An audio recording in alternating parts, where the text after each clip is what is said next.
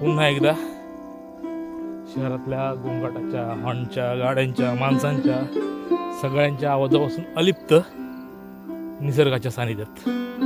आजूबाजूला फक्त रातकिड्यांचा आवाज येतो, तुम्हाला आय थिंक ऐकायला येत असेल. तर ही एक छान फिलिंग आहे. ही शांततेची जी फिलिंग आहे ना, ती तुम्हाला कुठलेही पैसे देऊन वर नाही भेटत. त्यासाठी तुम्हाला शहर सोडावं लागेल.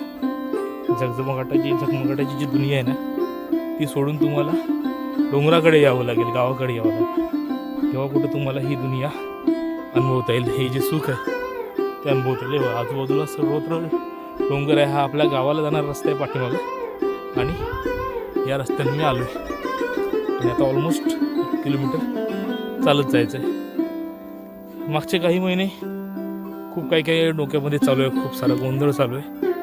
आणि ज्यावेळी हा गोंधळ असह्य होतो आहे,